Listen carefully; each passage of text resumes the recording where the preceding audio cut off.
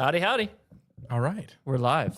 Hello, and welcome back to another episode of the Ramblestream with all of our fancy equipment that maybe was causing a problem. It definitely wasn't, Richard. Bear with us.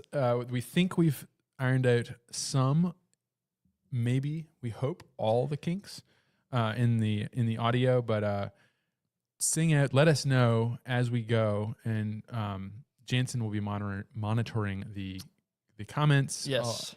And we will try and make adjustments as we go. But we've made some behind the scenes audio manipulations that should help. And we're getting so many good comments right now, Richard. Everything is working great. Okay, great.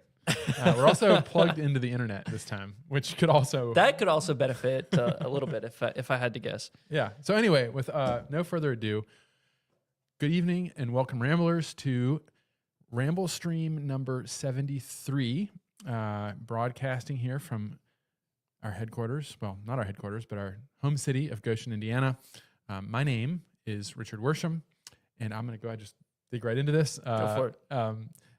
Richard Worsham, co-founder and designer here at Janus Motorcycles. I ride a KLR 650 2009, which is down for the count right now. I thought I had it fixed over the last weekend, and I thought it was just the dirty air filter, but something else is going on. It's pumping transmission oil up into the air filter, so not great. I'm really hoping it's not the rings that are shot, and so we're going to do a leak down test and see. But KLR, and then a Halcyon 250 number 68, cream with gold pinstripe and some large and obnoxious panniers on it, metal ones. I am sipping on this evening Water, coconut water with lime, a very off-brand seltzer water, but delicious, I'm sure. If you haven't caught on yet, this is the format. We of course, you can see the comments too. Tell us where you're viewing from, what you ride, what you ramble with. If it's a motorcycle, tell us what kind. If it's a car, tell us what kind. And if it's a Janus motorcycle, tell us a little more details. Tell us what the model and serial number are, and any other stories you have about your bike. We'd love to hear it in the comments. Jansen, why don't you take us off? My name is Jansen. I'm also here in Goshen, drinking a nice, healthy Monster, to keep me active and energetic for tonight's stream. I don't ramble on anything yet, but soon to be a rambler on a Janus Griffin 450 number 5. Awesome. Super excited about that. We've got Dan here. Let me see if I can find the comment. Oh, yep, there he is. He's sipping on some water. Nice.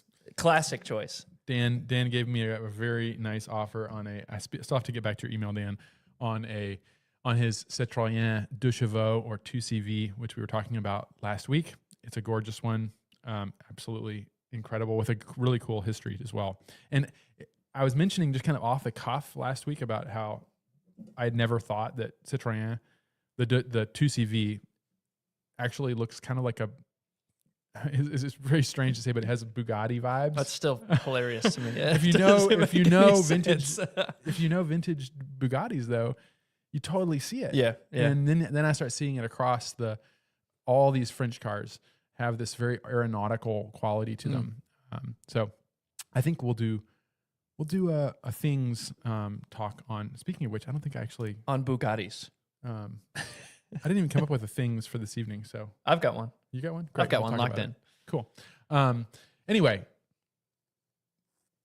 and you're sipping on Monster. Yes, I'm sipping on a Monster. We've got Barb here. She rides Halcyon 450 number 278. And as of last week, new to her, a 2020 Harley Davidson Heritage Classic here in cold, rainy Oregon, sipping on some hot tea. We don't need hot tea here in Goshen. We've got a heat stroke happening, or a heat wave, if you will. A whopping 68 degrees in early March is incredible. That's the reason I had the KLR trying to get it fixed up. I did see a comment there at the bottom. Yeah, go for it. Where is it? Woodbury Forest. Is that on there? He's talking about There it is. my sweatshirt. Yes, yeah. you probably did play us in lacrosse. That's my old high school in Virginia, which I had forgotten I was wearing, sporting my Woodbury threads. But, Some San Pellegrino from the bottle is outrageously bold, but I'm here for it. It feels like a lot like waking up in the morning and sipping straight out of the jug of milk right when you wake up. I appreciate it. Innate ARB says it's hard getting adjusted to the sound. Does that mean adjusted to actually being able to hear us? Because you can hear us, because it sounds kind of nice and not cutting it out. Yeah. Let's hope that's what he means. I think that's what he means. I think we're ready for our poem here. All right. We're going to go back. Well, as you could probably tell from the thumbnail for tonight's Ramblestream, we're going to be talking about retro, but really what Jansen suggested the topic, he wanted to talk about nostalgia. And I had to go with retro with it because nostalgia, people, an adjective that they use a lot to describe, and you all may as well, which is perfectly okay, to describe Janus motorcycles as retro. And I think that word is in the same kind of lexicon as it comes from it's in the same mix with nostalgia, with halcyon days, all that kind of stuff together. So we're going to talk a little bit about that. But anyway, I figured this poem would maybe talk a little bit about nostalgia. So this is a poem. This is actually not by Richard Wilbur. Richard Wilbur translated. This is a Francois Villon, who is a medieval French poet. Pretty interesting character in his own right. But it's called The Ballad of the Ladies of Times Past. Oh, tell me where in lands or seas Flora, that Roman belle, has strayed. Thais or Archipeades, who put each other in the shade, or Echo, who by bank and glade gave back the crying of the hound, and whose sheer beauty could not fade. But where shall last year's snow be found? Whereto is learned Eloise, for whom shorn Abelard was made a tonsured monk upon his knees? Such tribute his devotion paid. And where's that queen who, having played with Buridan, had him bagged and bound to swim the Seine thus ill-arrayed? But where shall last year's snow be found? Queen Blanche the fair, whose voice could please, as does the siren's serenade, great Bertha, Beatrice, Alice, these, and Aremborg, whom Maine obeyed, and Joan, whom Burgundy betrayed, and England burned, and heaven crowned. Where are they, Mary, sovereign maid? But where shall last year's snow be found? Not next week, Prince, nor next decade. Ask me these questions I propound. I shall but say again dismayed, ah, where shall last year's snow be found? Also fitting because the last of the snow is melting today. Finally. So, yeah, finally. Thank goodness. Hopefully, in classic Northern Indiana fashion, we've probably got maybe one more snowstorm in us if I had to guess. Oh, we got more snow coming. Maybe one. Hopefully no more, but the groundhog did see a shadow, so uh-oh. Moving on to bikes or builds of the week. Excuse me. Let me take a little sip here while I get this set up. Jansen has been helping a lot to be able to get this stuff pulled together. I'm glad to help. We got to present. Not that one.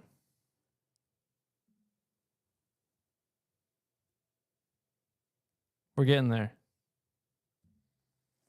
There we go. We've got Stevens Perry, Halcyon number 250, or Halcyon 250, number 1,181. Looks like we got a nice, what is this green called, Richard? This is Indy Racing Green. Oof. And this one is just still on the stand. This is Indy Racing Green Halcyon 250. Wait, is that a 250? Yeah, it is a 250. With a single pinstripe in gold. Is it a 250? That looks a lot like... That is a 450. That's a 450. I thought so. I thought I saw those engine fins. Go click on the picture of the motor. Where are we at here? There you go. Yeah. That's a 250. Whoa! We're getting confused here. We have some images mixed. His is a 450. Let's go to the next one. It's a good looking bike. It is a great looking bike. We've got John Parker. This is for sure This is definitely a 450. a Halcyon 450, number 370. Looks like it's black frame. Black frame. Love it. It's got a red. Oh, this is Wait. this is the Wait. This is a beautiful bike. So let's look at a couple of pictures of this bike. So I actually just posted some images, or Grant posted some images of this beautiful afternoon light pictures in the shop, and I reposted it on LinkedIn. And this bike has been getting a lot of attention just in the shop. This is inland sea green, primary color. He's gotten the new skirted fenders, but he decided to get the skirted fenders with the combination of inland sea green and cream. I think it's a pretty classic old Indian color, actually. And Indian still offers some bikes with it, but here's your front fender. Good grief. This is because we make the front fender as a 3-piece fender, we can powder coat it with 2 different colors. The main color on the middle. We actually have several bikes in the shop right now with some wild different color options with alternating on the fender skirts. But this is really a beautiful bike. And also the metalwork, we're talking, this is pretty incredible coach work. Look at the what do you call this front part bead. here? Yeah, look Bead. at the consistency between the bead on the front of the fender into the skirt itself. It looks like it's the same piece. And Brent there's a lot of little minor adjustments and manipulations that he does to be able to get those to pair together. So I'm so pleased with how these have turned out. They're riveted, or they're screwed together using these really delicate little screws. And look at that. Golly. Go back to the front fender and we'll just show people real quick that, you can't quite see it. Maybe one more image. Can I zoom in? You can't see it on this angle, but try another angle. What are we looking for? Looking at the side of the front fender. It's all right. We can't find it. There we go, right there. This one? Yep. You can't see it there either. But anyway, you can sort of see it down the bottom. The pivot, the swing arm pivot, has a hole so that you can access it to install it. And that's been dimpled, which means that it's got a little curve on it. Everything on these fenders is just, it's really, this is what Janus does. So very, very pleased. Look at that. So he's got vintage red with, I think it looks like copper pinstripe. And of course the oxblood red leather seat picks up the vintage red pinstripe with silver wheel pinstripe. This is a loaded Halcyon 450. Gosh, that's very a nice, sharp looking bike. Yeah. And then I think I wanted to put this one on. Yeah. Just because. This is where it starts, right? Like this is the base, this is the beginning. This is like kind of the picture updates that you would receive after ordering a bike, right? And this is like day number 1. This is, yep. You got your frame.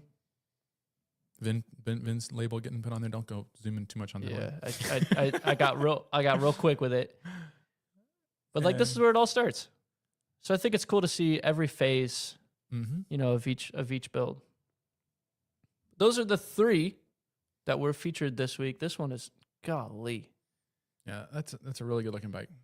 That is super, super sharp. Super sharp. Got any comments on these you can look at? He says, that would be my choice. DS Case. That's a new name on the stream. Welcome. Glad to see you. That would be my choice. That's a really superior addition. Yeah, those fender skirts and that's nice. Big fan. Hey, Dan, my man. Thank you. Producer credit. And Lo-Fi made it back just in time for the poem. Awesome. All right. Well, there's our builds of the week.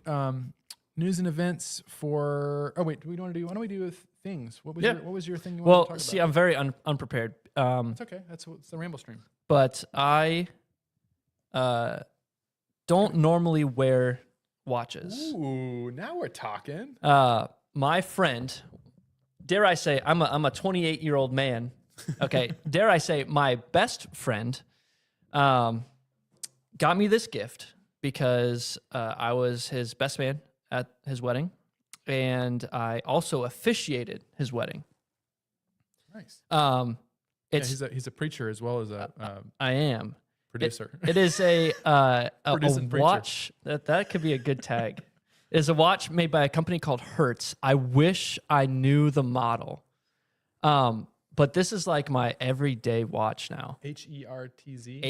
HERTZ. Yeah, absolutely. And what makes it so special to me is the gifting nature of it. We talked a little bit about things, right? And how, or what was the, we talked about things and how oftentimes, I think I made a comment, the things that I love the most, the things that help me slow down, the things that help me remember my friends and family are the gifts that I've been given. So I said last week that one of my favorite gifts is a coffee mug because I use it every day. And every time I sip out of it, I know like this is my friend gave me this coffee mug. And the same thing for my watch. And I check the time all the time. And it's also, I don't know if you guys are watch wearers, but have you seen some of the episodes we've done on watches? I've seen a couple. Okay, good. But you're in good territory here.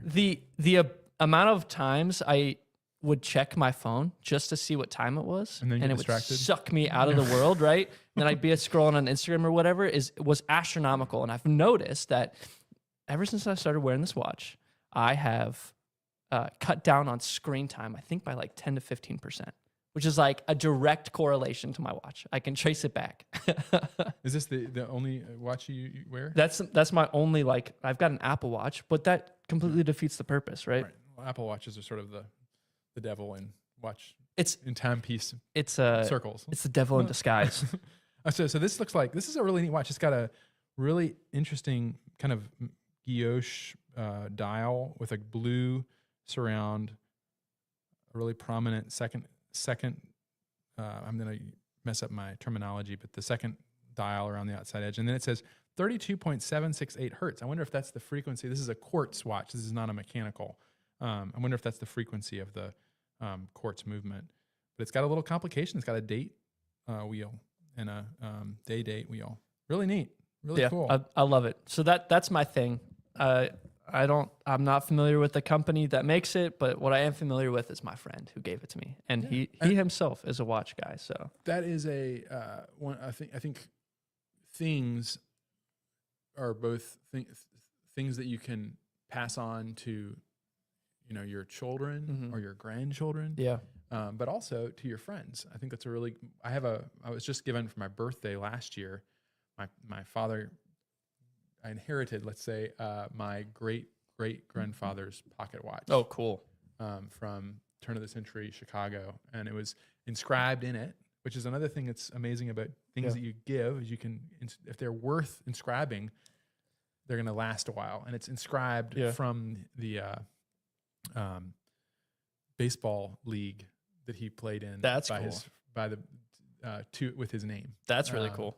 And then that's something that, like, lots of things are they have intrinsic value. Then you can inscribe them to someone, and they can really carry there's some wonder. If you look up the history of watches, some of the things that are on the backs of them are they can be really amazing and powerful. So especially if they're really old. I've watched this YouTube channel called Wristwatch Revival, where he takes old dilapidated, thank you, or heavily used watches, either from family members, or he finds them sometimes and just fixes them. Just fixes them and makes them work again, makes them pretty. Rev Free Moto says, hey, good evening from Troy, Virginia, just east of Charlottesville. Jonathan here, Halcyon 450 341. Jean-Luc. Did I do that right? Yeah. Okay. I did notice last time you said that name, you said it like that. And I read it first as Jean-Luc. Duh. He also rides a Harley Lowrider, sipping on decaf coffee and fighting daylight savings. I love this time of year. Well, it is nice, but it's actually sunny outside, which is odd for me right now. It's usually crazy. Dark, but Gary has over 200 watches. Gary, which one is your favorite? I'm curious. I forgot. I always forget Gary's a watch collector. Watch guy, motorcycle guy, they coincide. Motorcycle collector. He's not just a motorcycle guy. He's got a Janus collector. Watch collector, motorcycle collector. That's cool. Dan says, great point. I stopped wearing a watch when I retired, but last year started wearing one again. I love my Rambler watch. That's right. Gotta get a little props out for the Rambler watch. Wow, we need like a top-down camera so that when we're showing things. Well, actually, we should definitely do that. We should do that. We will. That's a great idea. I don't know you about can't see this because it would be really nice to be able to see that that watch. to be able to punch into And it. same thing with the little wallet last week. Kind of holding up there and you can't really see it. So. Yeah, we'll do that. I don't know about next week, but we'll do it eventually. We'll figure it out. Hi guys. Hi Robert. Had my 450 256 aka Iron Goddess out today. Similar weather. You've got it. Nice. Nice. Was he waiting on it? Well, it was just in the shop last week. I was just looking That's at it quick. not long ago. Yep. That's fast. Out today, similar weather as yours. I'm planning on attending one of your rallies. Wonderful. Richard, can you recommend a portable gas container to fit in the saddlebag? In your saddlebag. Well, I mean, I think probably the best one would be the MSR fuel bottle that we sell on our website. plug. I'm serious. It's actually, as far as a really durable container, it's aluminum and it's not going to leak. I can guarantee. I've put them in my backpack with my sleeping bag, for example. Well, with that's risky. Yeah, with camping fuel, you can put in there and they do not leak. Wow. So we also make a handy little bracket for your motorcycle that you can attach it to. As far as there are plastic ones, the problem with a plastic container is they can expand as they get warmer, and I don't know. In a bag, I'd be nervous with that. Yeah. And then if you have if you want to carry more fuel, something like a Rotopax is the best way to go, and I've used those a lot. But even those, if you don't really get them screwed down, they can leak. So you got to be really, really careful. I do like a hard aluminum fuel bottle, and I would say that gives you, it's essentially equivalent to your reserve. It's probably 15, 20 miles. Yeah, that's always helpful to have an extra reserve. D says, the advantage of riding for 40 plus years. I did the hair on fire thing and I'm happy to enjoy the ride before the destination. Really do not need more than 450cc to get the job done. I have a 125 Kawasaki that will get me around without any issue, but I really want that Halcyon 450, perfect for the back roads of Chaplin, Connecticut. Oh, nice. Once a day, in the fields. In the fields has done nothing, beats a nice ride. And one day in the fields is done. Nothing beats a nice ride. I don't know. Well, I don't know. I think that's what it means. Yeah, for sure. Yeah, I agree. Back on watches here, Scott. He says, I actually had a watch with red LED display back in the very early 1980s. Had to press a button to see its display. That's pretty cool. Interesting. Huh. That's pretty cool. Okay, we got to read Gary's. Yeah. Gary, my favorite is the 40th Apollo 15th anniversary Omega Speedmaster that my wife gave me on my 50th birthday.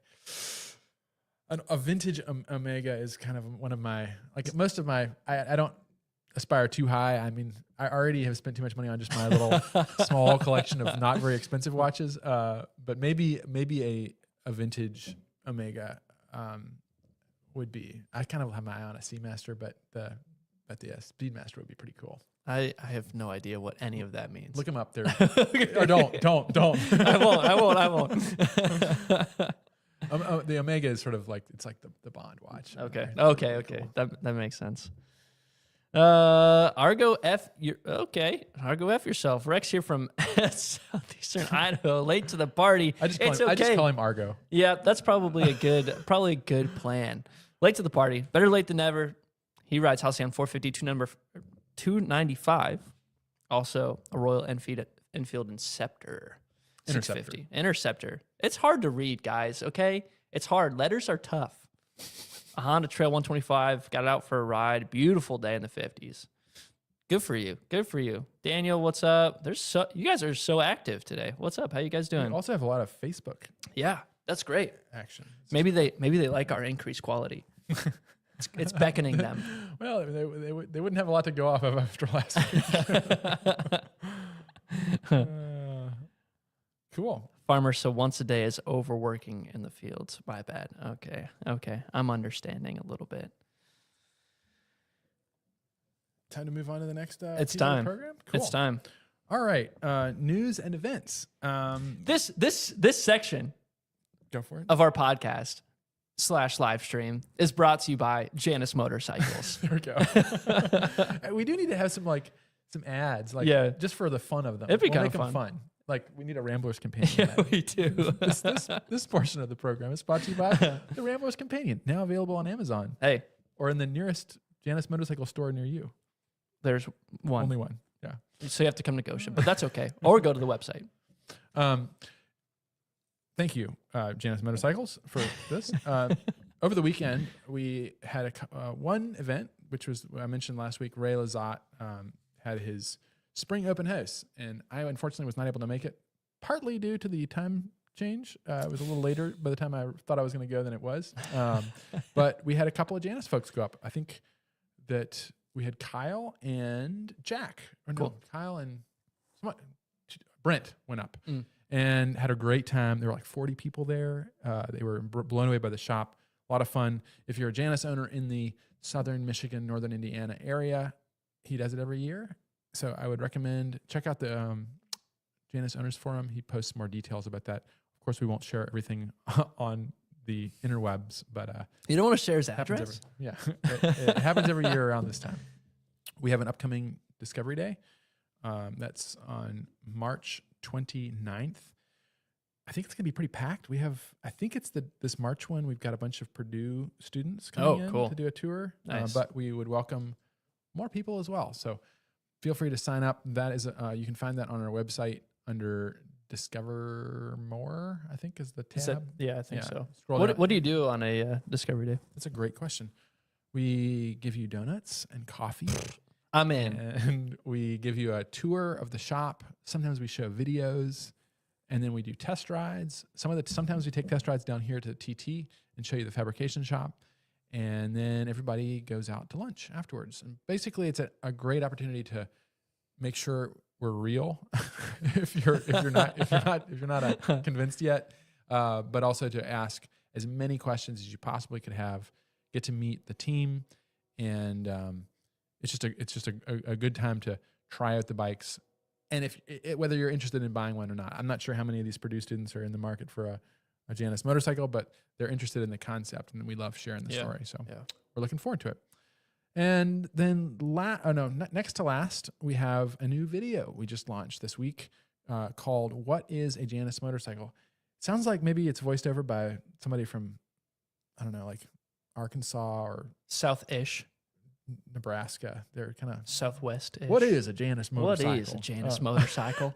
No, it sounds really good. But it's a kind of if you're trying to tell somebody about Janus, this would be a great video to send them. It's just kind of like a introduction to what Janus is, why we do what we do, what rambling is, what the bikes look like going down the road, all the different models we offer, that kind of thing. So we're kind of excited about that. Yeah. And it's been really doing well. Yeah. We're getting in front of, we can tell we're doing well when the comments start getting kind of salty. When we get a lot of Hugh comments, a lot of I'm not encouraging this, so don't do it. But Jansen is one of his roles is to monitor all the comments. Right. So I know when something is popping off, because a lot of the people are like, "Did you know the founder, Hugh Janus?" I don't know. I don't think he works here. I don't get it. But I don't think he works here anyway. So it's been a very popular video, and I think we got like, I don't know, 15,000 views. That's great. Something crazy in a week. So it's spreading the word. I'm excited about it. And last but not least, and I forgot to pull this up, but let me do it right now. I wanted to read off some of the specials we're doing. Well, it's not really special. This is like what we're doing moving forward. This is the official Janus copy. So, Janus friends, we're off to another rip-roaring year at Janus Motorcycles. We ended last year 50% over previous, and we've started 2025 at an even quicker clip. We really have. It's been both January and February have been fantastic sales months. What does this mean for you? We're sharing the results, sharing the fruits of our growth with you. We know that the value and enjoyment our motorcycles bring to customers around the country. We know that a highly customized Janus comes in much more affordably than buying a new Janus elsewhere and paying another handful of shops to customize and paint it just the way you want it. We know that the classic lines of a new Janus and its 2-year unlimited mile warranty keeps you on the road and off the replacement parts carousel, unlike an antique model money pit. But we also know a motorcycle can be a big purchase. That's why we're working hard to share the fruits of our growth with you, aspiring Rambler. So, ready to enjoy the scenic routes this year? Ready to savor the sights and sounds, unfettered by unnecessary tech and nanny aids? Wow, Grant did his. That means a copy master. Ready to own something handcrafted and truly beautiful? Ready to ride your whole bike every day and enjoy the joy of motorcycling without all the baggage of big bikes bring? Some Good alliteration. grief. How are you reading that Never so a well? better time. Build yours today. Our 450 starts at no longer $12,995. It starts at $11,995, and our 250 starts now at $64.95. It's $500 less than before, and $1,000 off the 450. So we've got some. We're working to really expand our production and make our motorcycles more accessible to more people, so that there are more of them on the road. And along with that comes the growth of the company and lots and lots of good things. So we're very, very excited about 2025 and what that brings. So if you haven't looked at the website recently, haven't visited our online configurator, you can build your own bike on there. You can save it. You can share that with Mitch when you order one. It adds up. It tallies up the price as you go along, adding parts or taking them off, depending on what you want to do. If you want to add some things and think, oh, well, I'm gonna hold off on buying. I'm just gonna get the bike and I'll add some upgrades later. Yeah, you can always do that as well. So this gives you a great way to actually tell what the price is going to be to your door. So please check it out. If you've been on the fence, like, now is the time. I don't want to push it too hard, but literally $1,000 off of 450 is crazy. It's crazy. So do it. Do it now. There you go. There's the pitch. Okay. So now we get to, how much time do we have left? We got plenty of time. We got plenty of time. We're going to ramble. And we want you to help ramble with us. So post up your comments as we chat. But we want to talk a little bit, taking Jansen's cue of nostalgia. So why don't you tee it off? You put me on the spot. Yeah, no. When you think about nostalgia and Janus motorcycles, or just when you think about nostalgia, what do you think about? Yeah, I'll just think about nostalgia just in general to start us off here. Believe it or not, when I think of nostalgia, I instantly think of smells and feelings, not necessarily memories. So I think when I feel nostalgic about something, or when I feel nostalgia, oftentimes it does go back to my younger days, even though I'm not too old now, but like when I was a kid right at home. And one of my most vivid memories, and it comes back every time I smell spaghetti. Like spaghetti being cooked, and the weather has to be like kind of cold, but kind of like today. Like on an evening, like a spring evening, where there's that smell in the air. So that smell and the mix of the smell of spaghetti just brings me back. What does it do though? It brings me back to like my home, like my childhood home. It brings me back, and just it flows like this just great feeling through me of like, oh. I think that's a fantastic way of talking about nostalgia. One of the weird tidbits of things that I think maybe I was writing the Rambler's Companion when I was looking up nostalgia, and I was thinking, like, what is nostalgia? And the word comes from home. It's the pain of missing your home. It says, officially, the word nostalgia was created in the 17th century from New Latin derived from Greek roots. It begins with nostos, like Odysseus' homecoming, which derives from a much earlier root that means return safely home. The second half comes from algos, meaning pain or distress. Isn't that interesting? That is interesting. It also gives neuralgia, nerve pain, and analgesic, what you take to fight body pain. You kind of understand the roots of those words. Yeah. So homesickness is another thing that we think about with nostalgia. It's like it really is it's this kind of like bittersweet pain that we feel. It's like I'm so glad it happened. And so, because there is a sweetness to it. Right. That's what I feel more when I feel nostalgic, is like, oh, like I'm so glad it happened. And then there's this small like tinge inside of me that's like, I wish I would have realized that I was in like a moment that I would remember. Mm-hmm. Does that make sense? Mm-hmm. Like, I wish I would have taken a second. I mean, I don't know when it happened. I was probably like 8 years old or something, right? But I wish what's the saying? You don't know you're in the good old days until the good old days are over, Right. or something like that. Like, that's what I think of when I think of nostalgia. It's like it always happens in retrospect. Yeah.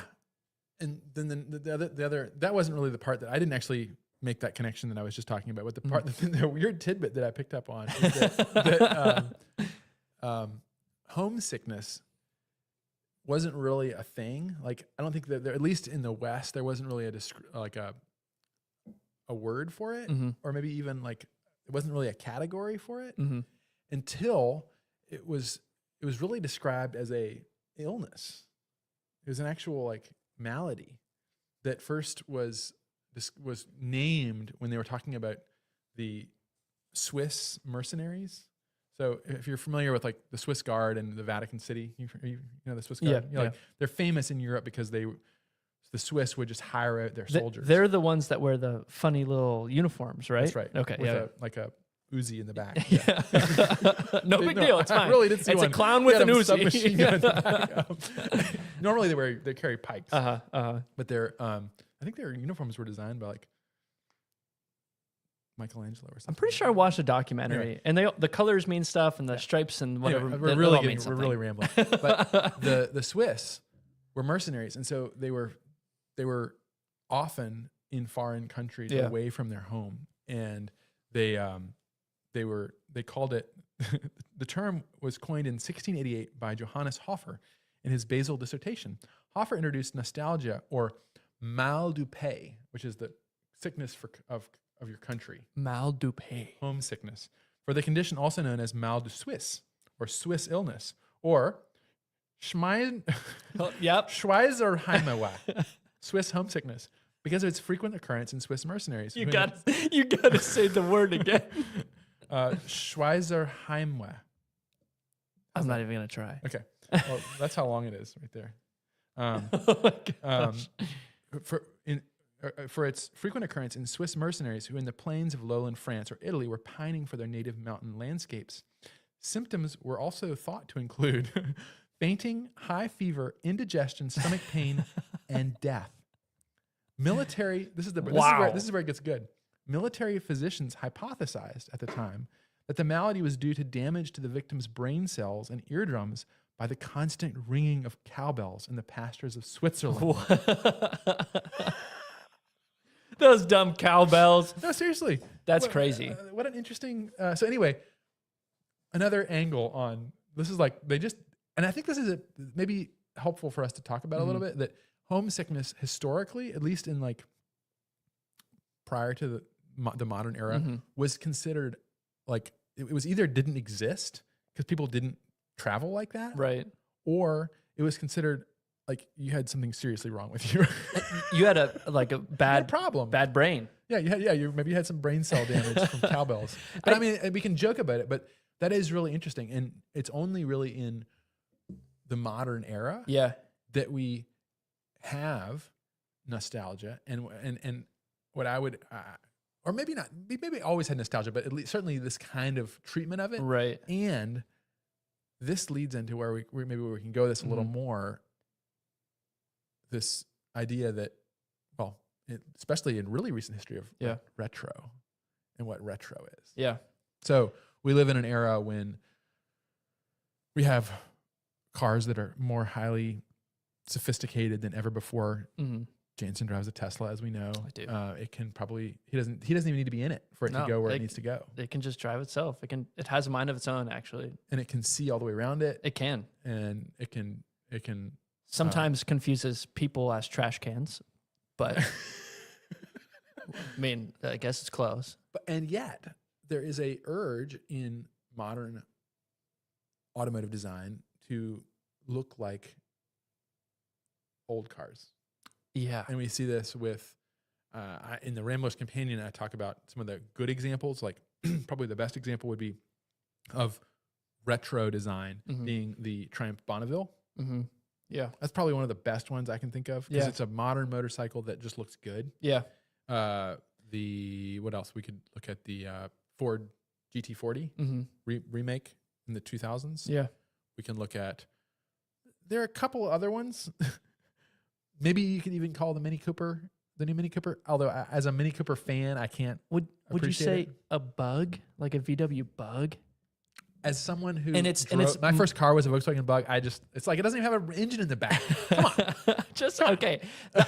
But that brings up a good point. It's a good point. I'm sure that people's feeling of nostalgia or feeling of retro are vastly different from one another, right? So like what I might think is retro is not retro to you for maybe different reasons. I don't know. There's something kind of universal about eras, it. different. I think that's where we're kind of poking at is like, why do people want things that make them feel like it's not now? Yeah. Yeah. I think it goes back to that desire to like, well, at least for myself, the desire to recognize that those were the days. You know what I mean? So oftentimes when we think about that, we think about like rosy tinted glasses, right? Yeah. Where, yeah. You know, We only remember the great things. right. You don't remember memory. The beauty of memory is that Little Five by Nature says PT Cruiser. well, Absolute legend. That's where I was going. That's where I was going to go. Like the examples of the worst would be the PT Cruiser or the HHR or, I mean, any number. HHR is bad. The HHR is really bad. I think that What's the little truck thing that Chrysler did? it's not a Crossfire because that's their little coupe. I forget what it's called. I know exactly what you're talking about. It's a pickup truck, but it has like open. Doesn't it have open wheels? It kind of looks open, like but like big flared a fenders. roadster-ish. What is that thing called? Anyway, I call it out in the Ramblers Companion. Yeah, that truck is brutal. Brutal. Modern cars cannot match the aesthetics of the cars of the early 1900s. I think there's something about like timeless design. Okay, well, now we're often talking. harkens back to like when I look at design that's timeless, like a lot of Audis that are timeless in my head. Like you look at a car and you think, oh, that's got to be like made in the last, I don't know, five years. And it's like it's from 10, 15 years ago. Mm-hmm. Like the design language stays consistent throughout. And it doesn't matter what year it actually is. You still look at that car or that motorcycle and go, wow, that looks great. Mm-hmm. Mm-hmm. So I wonder what that ties as well. Is that tied to nostalgia too? Well, I think when you bring up the word classic, that opens up the conversation a little bit because there is something about a timeless design that it's exactly that. It's timeless, but it's going to be appealing to us no matter the era. Yeah. And something like I'm trying to think of a new car that would be The 2CV. the 2CV. Well, that's because they never really changed the deux chevaux. But it's when, well, let's say this. I do think that the word retro, if we go and look at the meaning of that, it literally means like a turning back. So to me, I've always had a problem with that word. Yeah. Because it's like, it's so recursive. It's like, why can't we make new things that are as good as we want them in the past? Yeah. But maybe we are. Maybe we are, and we just don't know. I see that's I feel like that's a kind of a cop out to say. Is it a cop out though? Because you look at nostalgia, right? You look at the things that you long for in the past, so you don't necessarily understand that you're going to miss those things until you're gone. Right. So until that's it's gone. That's like the most common argument. Is everything.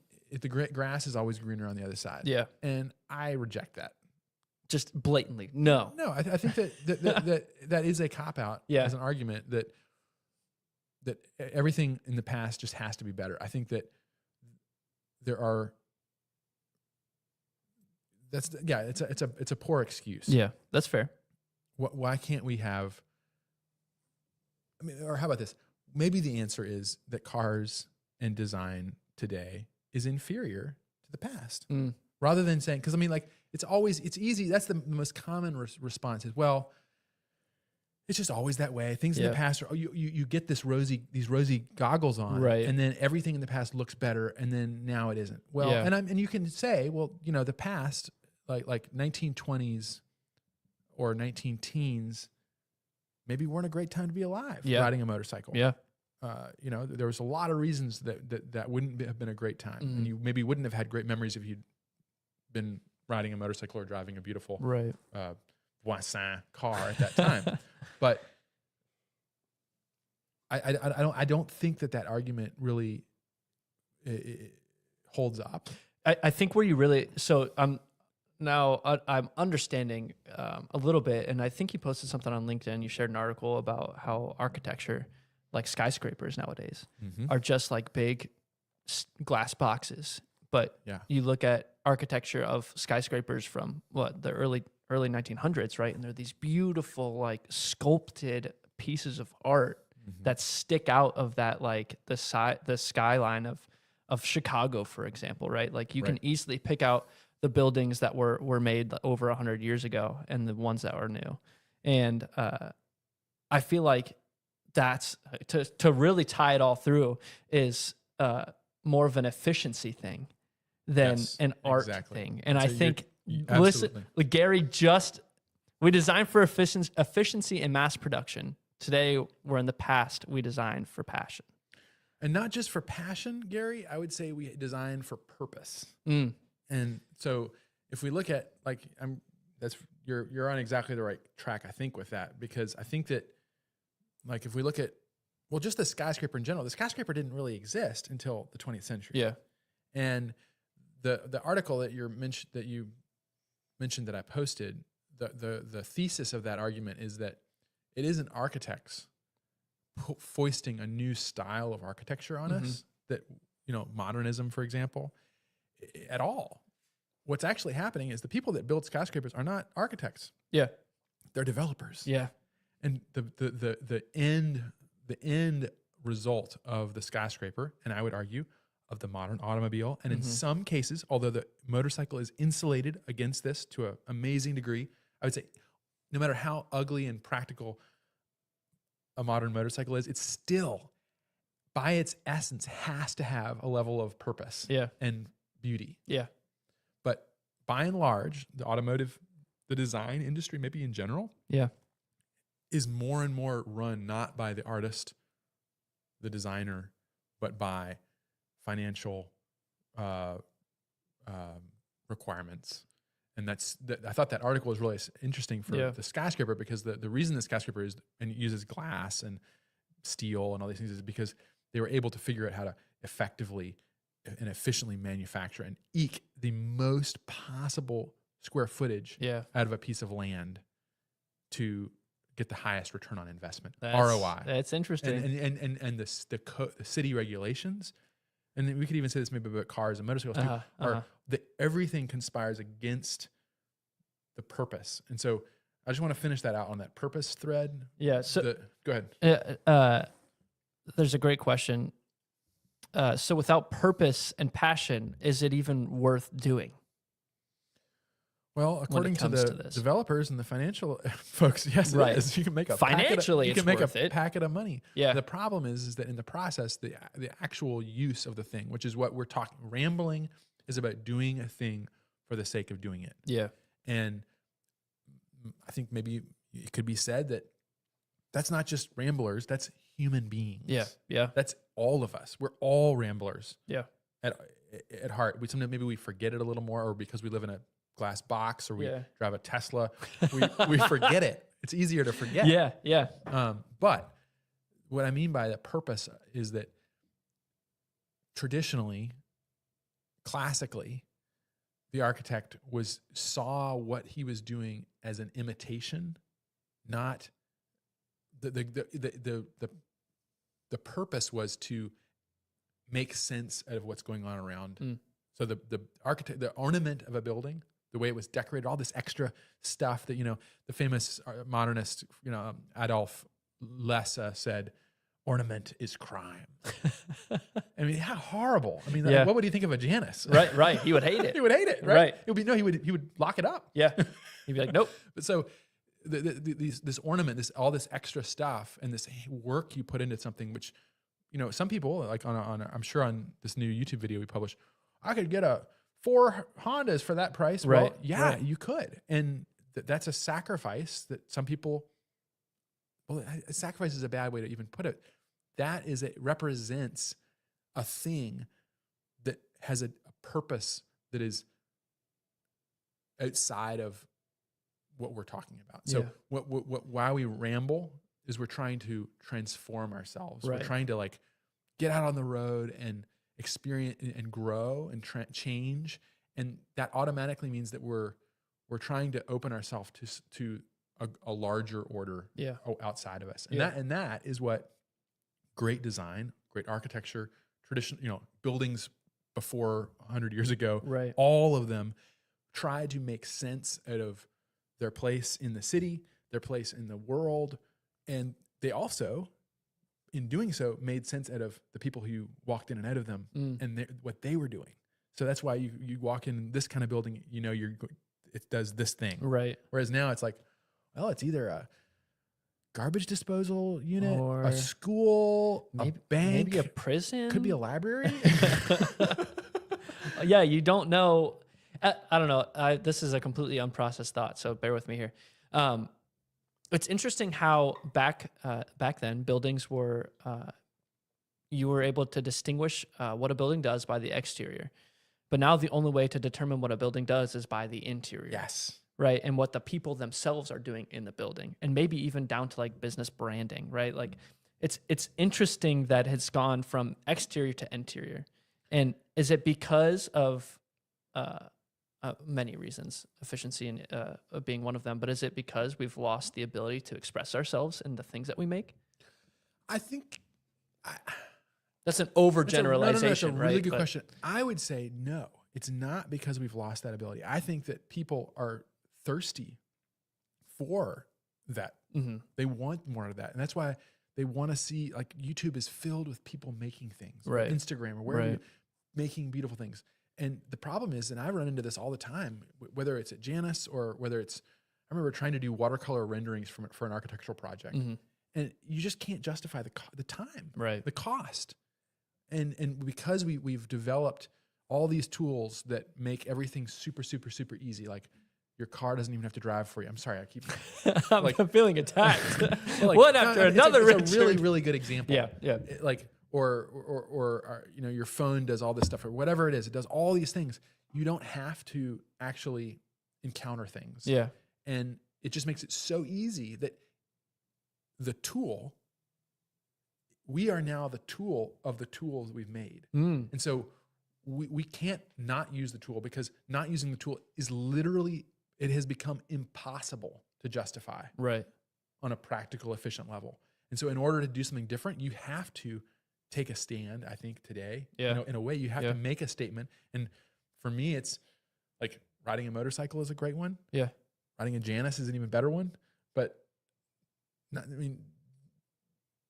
having an old car is one. A beautiful, or not even a beautiful one, an old car that leaks oil. Whatever. It's manual transmission. Yeah. All these, anything that makes the tool work for you, and it operates like a tool, and it returns your agency to you. I think in order to actually do that, it takes an incredible amount of effort today. Yeah, that's unfortunate, but I don't think it's because people don't want to experience beauty and all these wonderful things. It's because the tools have become so powerful and so efficient that we can't not use them. Yeah, the way that, and really, you can actually argue, I think, that we don't control them anymore. Yeah. And I'm not talking about AI. AI is that's like another question completely. Talk about AI next week. But even just the like your washing machine. Yeah. It's so there that if you were, you know what, I think I'm going to do all my laundry by hand. People are like, why are you kidding me? You crazy? Just you have a washing machine for a reason. Put it in the washing machine. And why would you, right? Right. Because there's an art to it, Richard. I mean, according to Richard Wilbur, there is. That's fair. I think there's definitely a fine balance, right? Like, I think there's also this conversation of pushing boundaries just because we can, not without thinking about the consequences of pushing those boundaries. I think with technology, AI, for example, I think that we quickly can forget why we've started doing the things in the first place. So we're running out of time here. I don't want to end on a low note, though. I think we can think about this in a positive way, and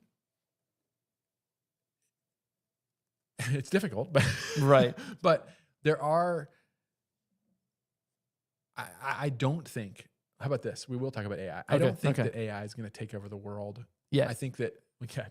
No, I think that look at the printing press. Yeah. The printing press revolutionized everything. And right. Think about this. People didn't used to read to themselves quietly. I forget what it was, like St. Augustine or something like that was the first person who apparently, like, somebody saw him, like, and they're like, what is he doing? Is he how can he do that? Is he just staring at the book? Like everyone would read out loud.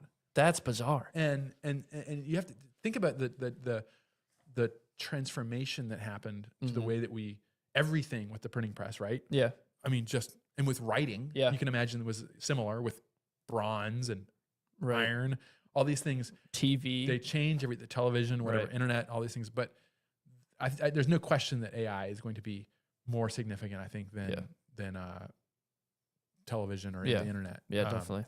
But I'd like to think that it's, or at least lately, I've been messing around with it, just experimenting, just kind of feeding the machine for imminent takeover. and I don't think I think it is a tool. The real risk is just that we let that tool, we give up our agency as human beings to that tool. Yeah. Not that necessarily, and maybe I'm wrong. I'll be dystopian that it's actually going to turn into this giant robot that's going to kill everybody. Right. The real risk is that we cease to exercise our freedom to go where we want. Yeah. And that's literally like that's why motorcycles are so beautiful. It's because on a motorcycle, especially one that has minimal interface, you always are kind of feeling like you're getting away with something. Yeah. Like you're kind of like, I mean, I don't have a seatbelt on, like all these laws I'm breaking, but I'm not. Right. And and then maybe you might break a couple and it's okay. You know what's interesting? You know what else gives me that same feeling? My 3D printer. Oh yeah.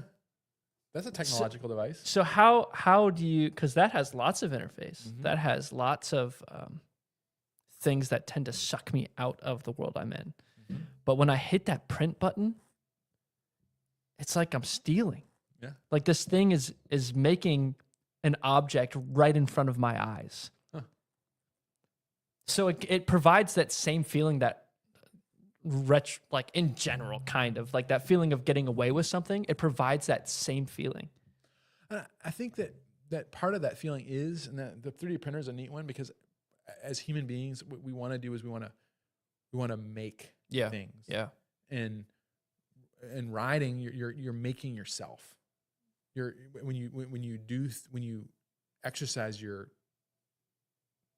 humanity, you walk. You're making something, and so any kind of creative activity certainly participates in that. And I noticed that feeling anyway with the 3D printer. It's heightened when I am able to take something that I've designed, right? Like something that came out of my head. This process, the creative process, geeks me out, right? So you have this idea in your head. We're way off of nostalgia now that I'm talking about this. Fine. You've got this idea. We still have 30 seconds. To think of it and then be able to create it into something that you can hold is the craziest feeling. Yeah. It's bizarre. Yeah. We're the only species to be able to do that. Yeah. And maybe that's why we at Janus, we like to make things. Yeah. And it's also why I think Janus owners find such an interesting thing in a Janus, because you're participating in that. You're making, this is not just any old bike. This is a bike that you have a connection with, that you have helped birth. Yeah. Yeah. It's a pretty incredible thing. Yeah, because you somehow, as a Janus owner, are able to customize and create your own motorcycle exactly how you want it to be. And then once you have it, that's what I always say is we personalize it, you customize it. Then if you drop it, or you whatever, you put some bags on it, then it becomes your own, and that's just the beginning of the story. Yeah, yeah. I don't know. I'm not sure if that's really at like the high point, like, but I think it is. Like, I think that we these things in some way, like, I don't think I've figured out a way yet that we can stop the progress of technology, but there are beautiful things that we can do that we, if we don't give up our agency, that will help. And I think this is probably one of those conversations that we need to revisit. I think it's going to be a continual one because I think there's so much that Janus, I would like to that we at Janus, like the essence of this idea is kind of what, and I'm speaking for you in a way, is kind of what Janus is, like you were saying, like this exact essence. Yep. So it's really interesting. So it's 8 o'clock. Keep calling your bike retro. That's fine. Yeah, you can do that. And I think we have some threads there to keep tying back together. Definitely. But they do. This nostalgia thing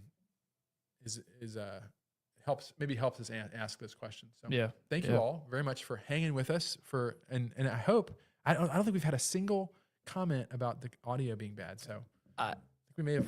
I'm knocking on wood. That's actually a piece of wood. So. Just got mine back on the road. Nathan says it was blowing the main fuse. Friendly folks at Janus. It was blowing the main fuse. It was great.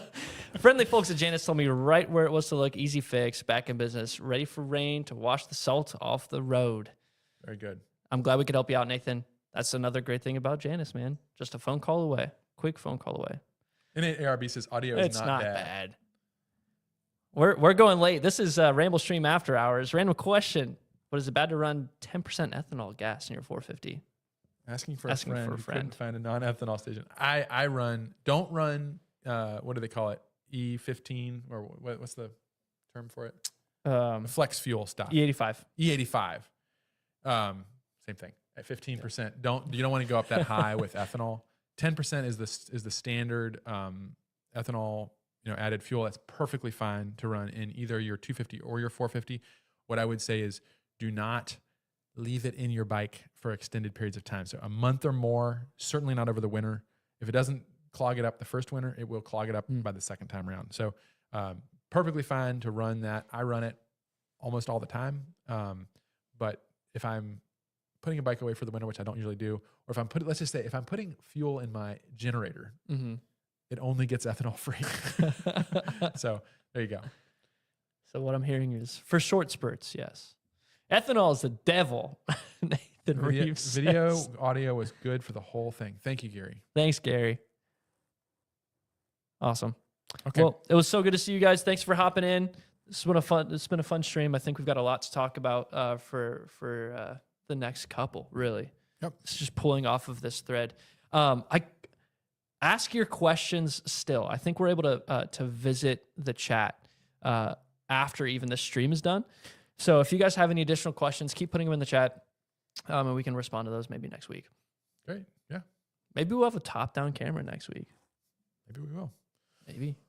All right, folks. Good evening, and thanks for joining. We'll be back next week for Ramblestream number 74. We'll see you next week. Good night.